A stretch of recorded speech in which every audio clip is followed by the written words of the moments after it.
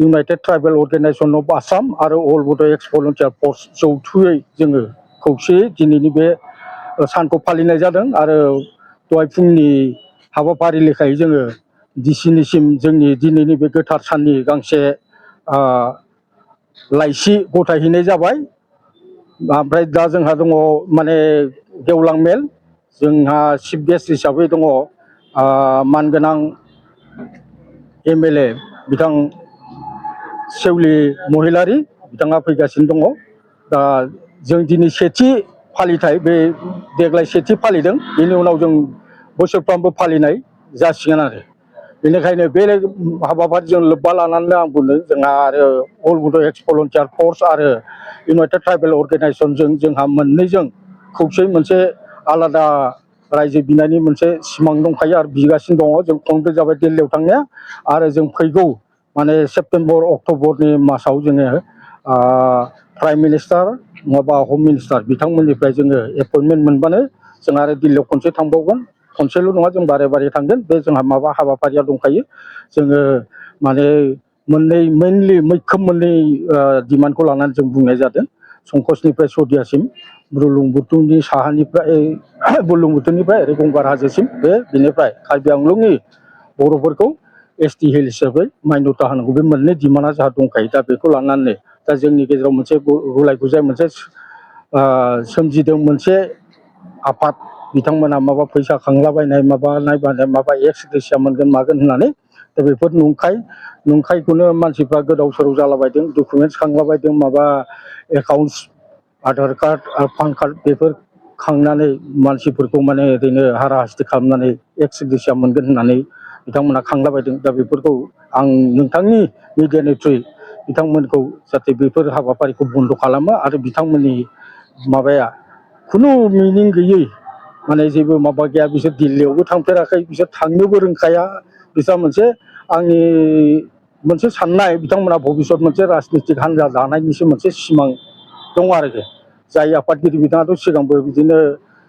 राजनितिकआव आखाइ होखाबाय दा बे हिसाबै आरो बिथाङा भलन्टियार फर्सनि मानसिबो नंखाया बे हिसाबै जोङो गोख्रोङैनो दिनैनि बे जोंनि जौथाय खुंनाय बे हाबाफारियाव बे गोथार सानाव आं बिथांमोनखौ गुरै खावलायहरो बिथांमोना बे थाखा खांलाबायनाय फैसा मोनगोन मा मोनगोन बेफोर माबाफोरखौ खांनाय बा बे खामानिनिफ्राय गोजानाव थायो आं बेखौनो दिनै अल बड' एक्स भलन्टियार फर्सनिफ्राय माने खावलायहरनाय जाबाय सार फैगोन समाव नोंथांमोननि जेनाखि आफाद जेनाखि बड'लेण्ड सोरजिनायनि जेनाखि थांखि बे थांखिया दिनै नोंथांमोननि गेजेराव बेसेबां स्पिरिट हिसाबै दिनैथ' जों माथ्र' माने फावसायनानै दं एसे रां रुफानि आंखालावसो नङाबा जोंहाथ' लोब लोब लाख लाख हाजार हाजार मानसिजों जों सापर्टआव दङ दा बेनिखायनो जोङो आरो जोंहा मोनसे क'अर्डिनेसन जागोन जों गासैबो ट्राइबेल माहारि आरो बर' माहारिफोरनि जेसेबांखि आफाद थाया मानो खौसे जानानै जोङो बे दिल्लीयाव माने धरना हैनाय आरो मेम'रेन्डाम हैनाय बे हाबाफारिखौ लागोन बावैनो बेखिनि जोंहा मोनसे थांखि दं आरो जोङो इयुनावबो बड'लेण्डनि थाखाय जोङो माने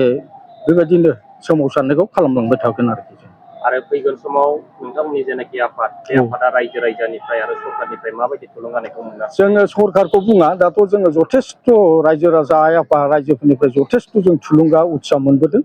दा बे हिसाबैनो जोङो आरो जोंनि दानि आन्दलना बेबायदि गोदोनि बायदि नङा जों मोनसे गणतान्त्रिक पद्धतिजोंसो जोङो बे आन्दलनखौ खालामनाय जादों बेनिखायनो जोंनि माबाफ्रा माने इसिबां हाइलाइट जाया माने जोङो एसे सिन्था खालाम लासै धीरे माबायैसो थांनो गोनां जायो जाय हक जोङो बे रायजो आलादा रायजो बिनायनिफ्राय जों खुनुदिन फावसायखाया आरो जों बिलांबाय थागोन जाखुनु राजनितिक प्लेटफर्मनि माबा गैया आरो जों लुबैयाबो बे स्पस्त' खोथा जोंहा आदसा बिनि गेजेरजों खोनाबावदों सार जोंनि दिनै गासै बर'नि गिदिर गिदिर इन्टेलेक्सुयेल बिथांमोना दिनैनि दिनाव बुंगासिनो दं आरो माने जेब्लासिम जोंनि बर'आ आलादा बड'लेण्ड जाया अब्लासिम माने माबा मोनसे मोजां माने लामायाव फैनाय नङा होननानै बुंबाय थादों दा बिनि गेजेराव सारमोना मा बुङो बेथ' स्पस्त' खोथा खारन दिनै जोङो फिसा मोनसे 6 सिडुल मोनदोंबाबो जोंनि लेंगुवेजआ 8 सिडुलाव हाबदोंबाबो जोंनि हारिमु राव हा हु ओरैबायदि अलखदाव दं माने बेखौ बुंजाया आरोखि खारन दिनै सार्केल अफिसफ्राव थां मण्डल अफिसाव थां माने बेक डेटआव हा नामजारि होनाय माबा होनाय बहुद माने बेबायदि माने थाखा फैसा होनानै बेक डेटआव माने नाम जारि होनाय माबा होनाय बेफोर सिस्टेमा सोलिबाय थादों आरो जोंनि लेंगुवेजखौ दिनै आसाम एसेमब्लियावनो माने बारे बारे माने डिनाय खालामनाय बारे बारे नेग्लेक्ट खालामनाय बे सिस्टेमखौ जों मोनबोबाय थादों दा बेनिखायनो जों हारि आरो राव जोंनि थुनलाइ जोंनि हा हुखौ जुदि जों फोथांनानै लाखिनांगौबा आलादा रायजो नङाबा जाखाया आरो फैगौ जोंनि उन जेनेरेसना